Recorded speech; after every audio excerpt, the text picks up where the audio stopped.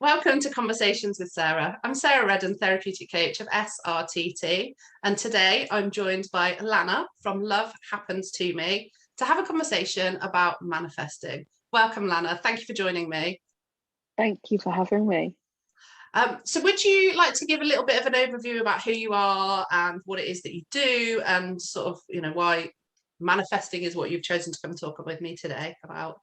Yes, sure. So I started my own journey into the more holistic realm of life and well-being 11 years ago now.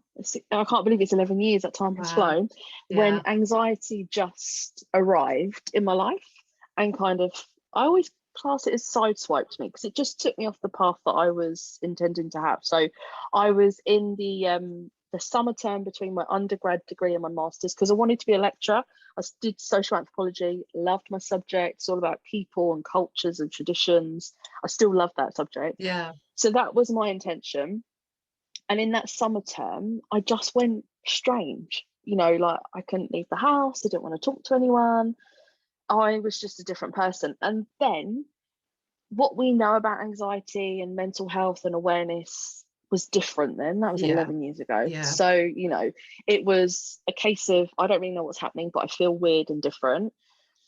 And kind of being encouraged to go to the doctors, Yeah. being given medication, going through Yeah. counselling, and it working to an extent, but Yeah. never really feeling like myself again. Yeah. So after a while, I kind of got a bit fed up of feeling like a zombie and started exploring more natural ways of healing. That's where I found crystals, which is a big part of what I do, and also mindset and positive mindset and well-being from a different perspective than what we're taught in mainstream, really. Yeah. And so that's where my own journey with it all started. And it just changed my life. I went from a place of thinking, I'm never going to feel any different to this. This is my life now. I'm just going to feel this down and unhappy and dissatisfied and disconnected, to over a period of a couple of years feeling different. And for probably about 5 years, it was a journey of working my way out of it. But in that journey, I discovered manifesting. In that, I realized that actually we can create the life that we lead. We can create how we feel, not just we're victims of circumstance and things happen to us. And that Perfect. brought so much empowerment with it that I felt so disempowered being anxious. I felt like there was the anxiety controlling me. Then I had to outsource to the doctors or a therapist to feel better.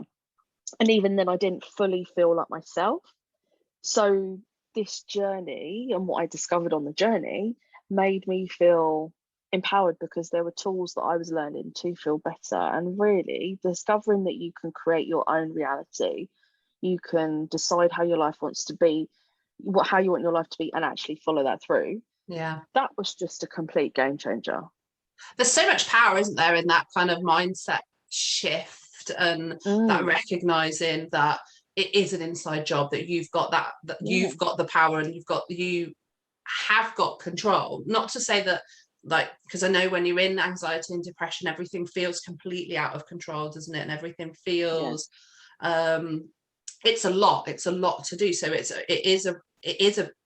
it's almost like it's something you've got complete control over. You just have to find that first step into claiming that power that you have. So what I'm realizing is it's probably going to be really useful for us to talk about what actually is manifesting, because there may be people listening that have no idea what it is. So how would you describe what manifesting is?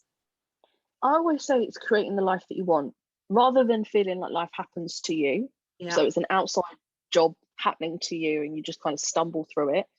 It's actually creating the life that you want. So the kind of lifestyle that you want, the way you want to feel, obviously how we look, we create, but having more power in the life that plays out for us than we are taught to believe, than we're brought up to believe. It's not something that our culture supports, that belief that actually we get to create tomorrow, the next day, next year.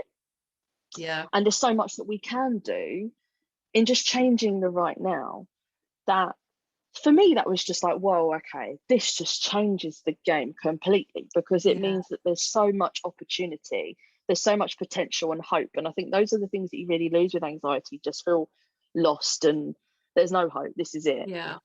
That So what do you, all that sorry. again. Yeah. Go ahead.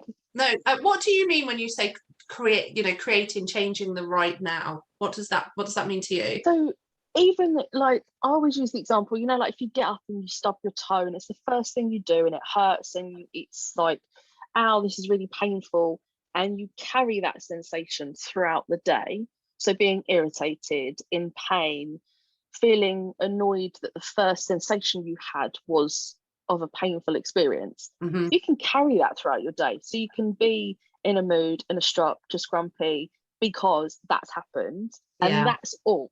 But it can turn into this huge thing that then impacts the whole day that we have, whether it's then getting in the car and being more irritable on the road, so you're a bit road ragey, or going to work and snapping at someone because your tolerance is less, and it's all down to that stubbing the toe. And there's always those two options. You go with that route of, okay, it's irritated you, so now the day is just given over to irritation. And I've had so many days like this in the past where it's just something happens, makes me feel a certain way, whether it's just down, negative, irritated, angry, and then that's it, the days are right off because everything is now going to be impacted by that one situation.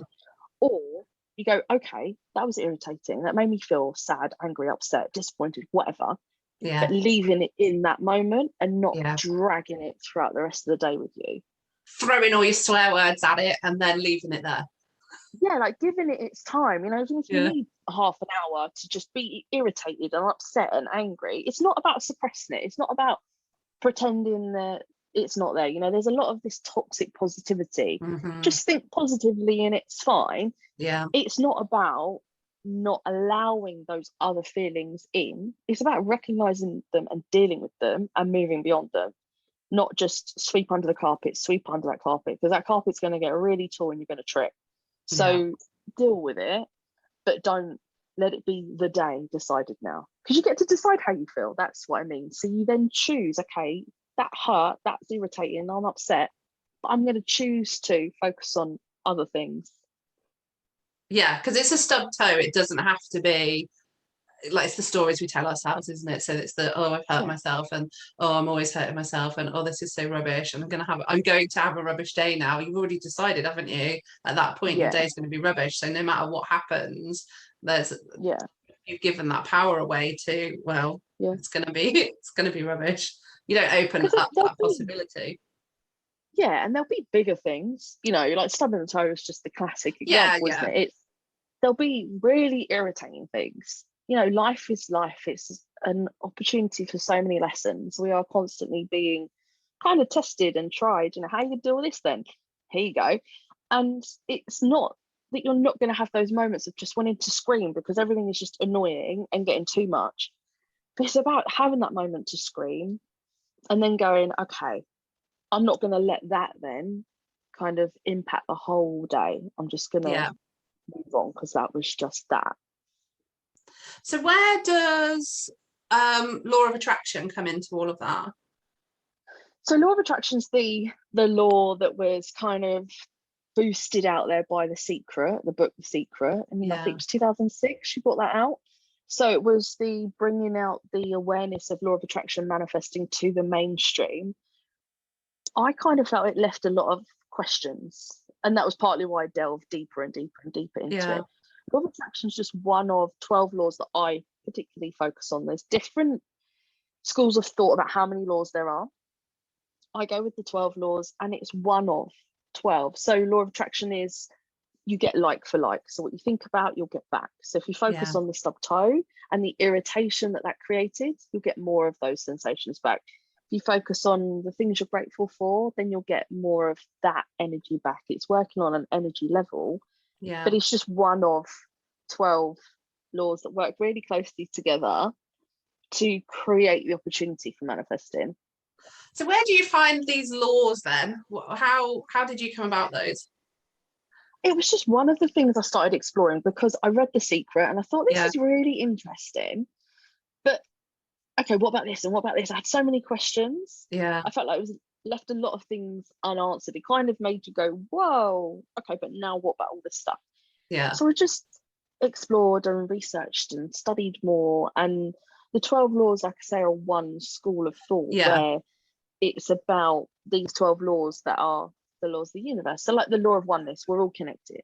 Right. So because we're all connected, what I do is going to have an impact in some way on you. You know, like the butterfly effect. Yeah, so much like I kind of hold like Reiki principles in the way in which I live my life. It's a philosophy that fits for you and your the lens that you view manifesting through. Is that what you're saying? Yeah, because I found the law of attraction interesting, but not enough of an answer.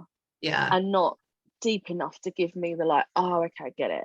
So for me, the 12 laws of the universe give you that grounding to go, okay, this makes a bit more sense now, because they're all so closely connected and quite similar in ways, but as a whole, they make the whole manifesting conversation and ideology make sense. Yeah.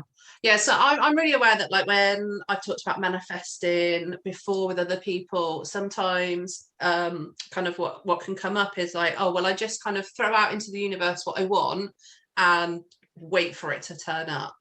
So where do you sit on that, if we can explore that space a little bit? There's so much more to it. Obviously, you need that as a foundation, but you think, okay, if I'm gonna, like, as an example, like an easy example, the parking space in the supermarket. I'm pretty sure this is one of the examples in The Secret. You know, you think, right, I need to go to the supermarket on a Saturday afternoon. It's gonna be really busy. I'm not gonna get a parking space. That's just a belief about something irrelevant to your life, ultimately, because you could go shopping another day. It's not like a fundamental issue. But it's something that's going to potentially cause some irritation or not, depending on how it goes. If you really truly believe that that space won't be there, you're going to manifest it. So you're going to create the opportunity that you arrive at the time where the car park's full, the last space is just gone, you know, and it will reinforce the thoughts and the beliefs that you have in your mind. So, oh, I never get what I want. I knew this was going to happen. Of course, this is how my life's going to go. So just thinking about something and wanting it and then it arriving, although that is the kind of the step, they are the steps that you take, there's more to it. You have to have a fundamental belief that you're going to get that thing. You have to take the inspired action to create that thing. It's not just, it's like a relationship, you know, a romantic relationship, say. You go, I want to be treated like a princess, have flowers and chocolates delivered every week, and you take me out all the time. But you give zero back. There's no love, there's no affection, there's no appreciation. How long is that going to go on for? You might get the odd occasion when that happens, but it's not going to fulfill it long term. The universe and us is a two-way relationship. So yeah, the universe will do 3/4 of it. You don't really have to do that much, but you have to do a bit more. Yeah, because that's where I sit with it, in that like action, taking action yourself is a big part of creating the life that you want. So mindset's really important. You need to be open and willing to accept these opportunities as they come along, but without action, like, you know, if someone turns up at your door and says, here is this most amazing opportunity, you have to give something into that to make it happen, don't you? It's that's it. You can't just be batting away all the opportunities and go, oh, I put it out there and it hasn't arrived, because it might not arrive in the form that you expect it to. You know, that's the other thing. We have very kind of sometimes narrow ways of thinking that we want this thing and it's going to come in this particular form, whatever that thing is. And it might not arrive in that exact form or in the way that you thought it would arrive, but it's there. It's about opening up ourselves, our eyes, our senses to the signals, to the opportunities, saying yes, taking the action. You know, like with business, you find it a lot, don't you? You know, people say, oh, well, I'm thinking about, I want to make X amount in my business per month. And I've put it out there. So come on, universe, but not really doing anything towards it. That's not how it works. No, because like, if we're not telling people that we exist, if we're not putting, like, I'm not about the hustle, I'm not about the grind lifestyle. I do think it is like the words that you use, that aligned action. It's showing up, it's you know, connecting with people and all of that other stuff. If we're not taking some steps, then yeah, it can't happen, can it? It's and sometimes nothing even the can happen. steps, you know, like, no, of course. And even if you're taking the steps that are laid out to create the end result. So, I mean, business is an easy example. You know, if you're posting X amount of times in X amount of places and it should create this result, yeah, there can be this like, it's not working. Why isn't it working? Manifesting doesn't work. But how do you feel doing it though? yeah, You know, if you're putting out the feeling on anything, whether it's written, audio, actually in person, the feeling, the vibe is the strongest sense that we're going to get. It doesn't really matter what is said, what image we see, what we hear. If we feel like, oh yeah, that feels good, we're going to then be interested enough to read it or look at it or listen to it. If we think, oh, it feels, and we can't put a finger on why we don't like that feeling, we just know we don't like that feeling, yeah, then we're just not going to engage with it. And that, you can see that in business a lot, you know, with posts and things. It's how you feel behind the scenes when you're posting has an impact, even though no one can see that. Yeah, and I think like the limiting beliefs that you hold. So if you're, I mean, I don't understand manifesting in the way that you do, but sort of the way in which I approach these type of things is, if you don't believe fundamentally, if you don't believe that you are worthy of receiving love, you're worthy of receiving respect, you're worthy of your boundaries being respected and being upheld, then it's extremely difficult to do these things. So in my mind, if you're putting out there, I want this thing, but in your soul you don't believe you're worthy of it, or you don't believe it's going to able to happen, there's all these like things that we're not always consciously aware of. If it turned up with flashing neon lights saying, this is the opportunity you want, this is, I'm here for you, then how are you going to receive that? How are you going to be able to take that on if a big part of you, even if you're not aware of it, is like, I don't deserve this, this isn't for me to take? Yeah, it's a huge thing. And that's why I work with like mindset and energy combined, because actually the process of manifesting will bring up a lot of stuff about how you fundamentally feel and believe about yourself, what you believe to be true. Like you say, if you don't believe you're worth the love or the respect, then if that's what you're asking for, you've put a block in the way already, because fundamentally your core soul does not believe that that is going to come to you. So it can't, because it's like you've put something in the way to stop it, so it bounces back, and then that reinforces the belief. Okay, see, I can't get that. And off we go on our cycles. So how, with all this to consider, how do we start manifesting? I always say, so like the first thing, because it's so much about the mind, yes, it's about your energy, but it's a lot about your mind. And like you say, these beliefs about ourselves, I always suggest a thought diary, which is a pain in the bum. Let's be real, it is. Because we have like, what, 50 to 80,000 thoughts a day. You're not going to write all those down. Only half of them we're consciously aware of. You're never even going to write all of those down. But if you try and be mindful, even if it's just like every half an hour or hour, to write down what you're thinking about, over a period of 7 days, you're going to start to see some patterns of some things that come up time and again. Perhaps the way that you respond to situations that come into your life. So some of those beliefs will start rearing their heads. And that's where you can start to deal with, okay, I realized that over the last 7 days, I actually don't ever think anything's going to go my way. This can be a key problem in manifesting. It's about getting to know ourselves and our own views, our own belief systems, and working with what we've got. Because jumping into going, right, I'm going to manifest, I don't know, my ideal home or whatever, is all very well. But what if your ideal home means you're going to move 2 hours away from your mum and your sister who you're really close to? That's a block. If it means that you've got to move the kids out of school and that's going to be difficult because they're really settled, that's a block. you got to weigh these things up. So I would say a thought diary first, 7 days, start to get to understand the thoughts that you allow to run through your brain. What little mantras really you're telling yourself each and every day. So I would call that having like the curiosity about the stories that you tell yourself. That's how I would frame it. Yeah. So I just find it really interesting that there's all this overlap in all of these different ways that we work. Like there's theories that underpin it. So even like, I know use the word woo because in a loving way, but I know other people use it in a different way.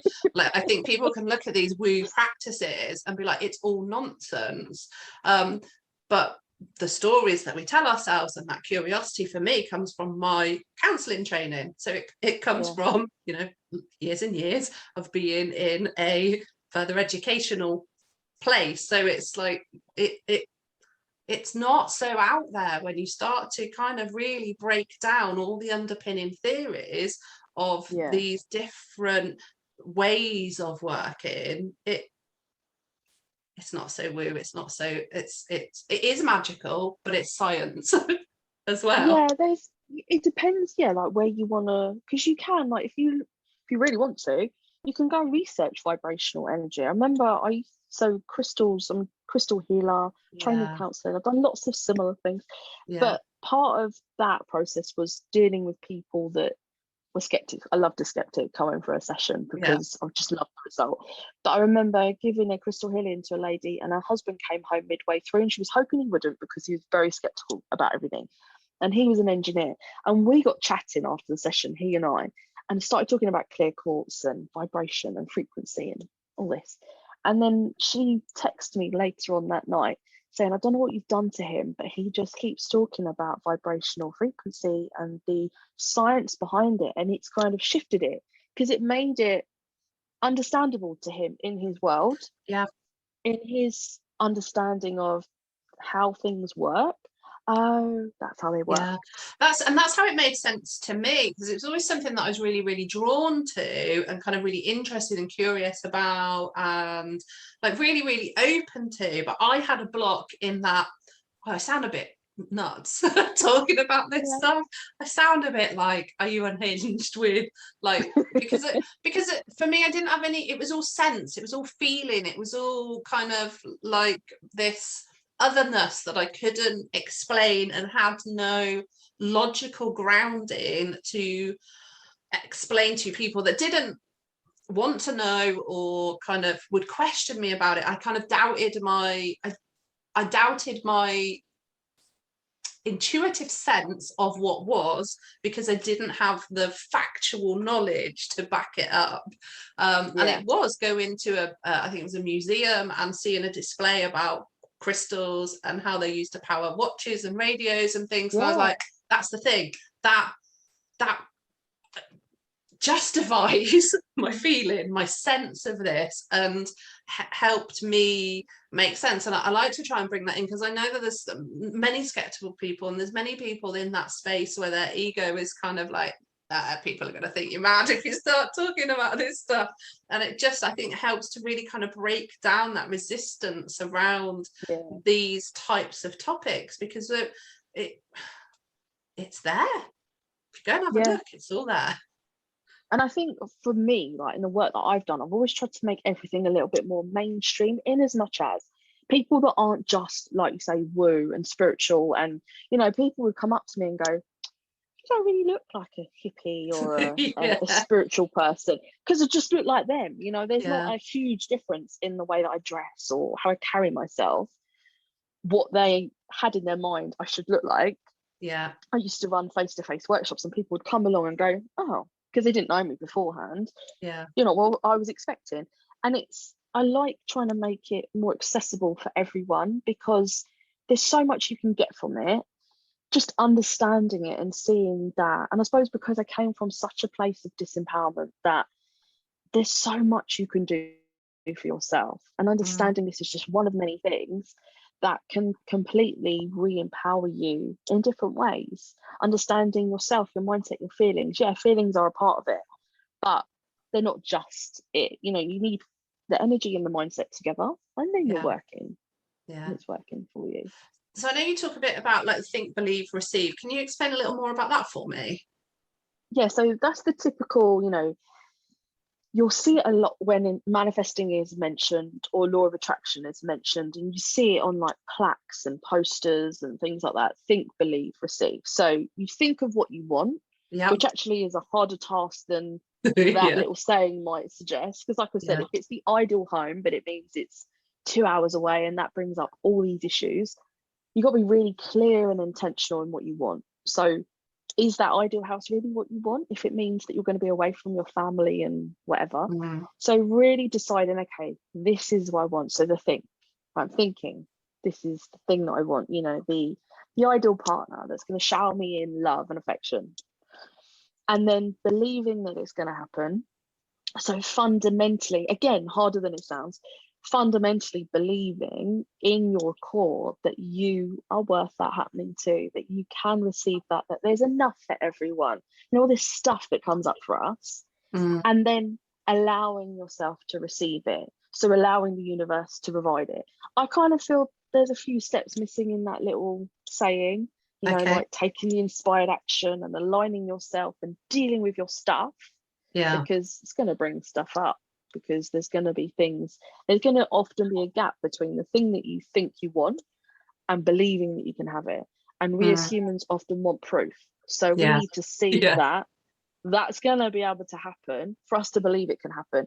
And manifesting works in the opposite way. It's like you have to believe it can happen for it to arrive. Yeah. That's why it's better to do, like we did a manifesting game in a training that I ran. So it was, think of the most random thing, nothing that has any significance to your life.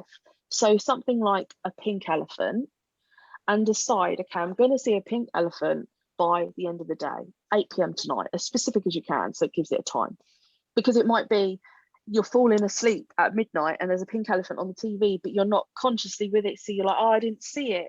Like you didn't specify time. So if you say, okay, I'm going to see a pink elephant by 8 p.m. tonight, open yourself up to seeing it in ways you might not anticipate seeing it. So it might be in words, it might be in colors. You might see the word elephant written in pink. Yeah. Technically, it's a pink elephant. A pink elephant. Things like that. Yeah. And when you do those kind of activities and you do that day to day, you're sort of opening up your potential for receiving things, because you're starting to learn that things come in different ways, that, oh, actually, this is proof because I thought it and I received it. I believed I would receive it and I received it. And it's usually easier to believe that we're going to receive some insignificant thing like an image or a word of a pink elephant than the ideal partner or home or the income, the big stuff that we want. Yeah. So start small. Start with the little things that reinforce. Yeah. Because we do have negative bias, don't we? And we very much kind of look for evidence of all the terrible, awful things that we think are going to happen. So it is that little kind of mindset shift into recognizing, like we've talked, recognizing the good stuff and recognizing that you have got that power, and noticing the pink elephants. So I guess I'd be really interested for people, if they're listening, like to kind of pick a thing. I would love people to kind of come onto the Facebook and let us know after they've listened to this if they've done it. That'd be so interesting to hear. It's so fun to do, because I remember I did it, I think it maybe in my group, and it was like, right, everyone pick a thing and then you got to let us know, maybe by the end of the week. It was a longer period than just a day. Yeah. And it was just amazing, all the things that came up. And it is random things, and it's things. Another step that the think, believe, receive misses out, I think, is the detachment from the outcome. Yeah. Which sounds counterintuitive, because you're manifesting something you want. So of course you're attached to that, right? Yeah. Because you want it. But actually, if you can let go of that need for it, you want it, you believe you can have it, you believe it's going to arrive, and you let it go, then it's going to come quicker. If you're like clinging on to it, you're pushing it away energetically. It's still trying to sort of control everything, isn't it? Rather than kind of taking your action to make it happen and being kind of open to receiving. There's still that level of, it must be in this package and it must be in this way, and I'm not gonna it isn't what I want if it isn't exactly the way in which I think I want it. Exactly. I mean, it just feels really powerful, and I know there's been like times in my life where I've kind of like had these conversations, or even with my business, I've like thought to myself, with the podcast, I decided I was doing a podcast. I wanted to meet some interesting guests. I put like maybe 2 posts out on Facebook and filled my schedule with months ahead with all of this. I had a list of particular topics that I wanted to talk about, and people I didn't know just reached out to me and was like, this topic. I was like, oh! Like I couldn't, like I was blown away by it, but I was just so excited about it, and so kind of like, I just want to speak to really interesting people. There's these 5 particular things that I would love to hear more about. So I did. All of these interesting people came into my life, and tick, tick, tick, tick, tick. Like, amazing. I love it. So for me, that was manifesting, whether you would agree or not. But to me, that was like, totally, yeah, because it's like you got that, all the sensations ultimately manifesting works on a feeling level. So I know this is like a lot of information, especially if it's someone who's not explored manifesting before, but it's not as complicated as it might sound, because I'm just talking a lot about lots of it. But how you feel is what you'll get back. So like with the stub toe example, if the feeling is irritation, then throughout the day, if you stay in that, you will manifest. So you will create opportunities for more feelings of irritation. So your feeling of excitement and like, I want to explore all these interesting topics, then people came forward and gave you that sensation. They gave you all these interesting topics for you to explore. Yeah, I've loved it. I feel so honoured that I've been able to do this, and talk about the sort of stuff that we're talking today. So and I think we're probably at about time. So I don't know. I think we've covered everything that we sort of said we were gonna talk about, that we wanted to talk about, and hopefully it's given people listening sort of enough of an understanding about manifesting, and kind of, if they've heard about it before, ways in which they could tweak the beliefs around it. Is there anything kind of you want to leave people listening with? Is there anything that we haven't touched on that you really want to say? I think from the start of my journey to now, it's so important to remember that however you feel right now, it can always get better. There's always a way of empowering yourself to find a life that feels more aligned, more creative, more satisfying than where you're at. There's always a way. Whatever option you choose, there's always something that you can do. Thank you so much for coming and kind of giving us a bit of an overview about sort of manifesting, and how to work with it, and how we can create more of a life that we want. It's been really interesting, and I could talk for hours with you about this. Yeah, thank you for having me. It's been really fun. Thank you. And thank you to people that have listened. I hope that you've enjoyed today's episode. I would love to hear your feedback. And if you have been doing some manifesting, please come and let us know. Find out more about me and my guests, visit srtt.co.uk and follow SRTT podcast on the social media. I'll be back next Wednesday with a new guest. And until then, stay curious and be kind to yourself.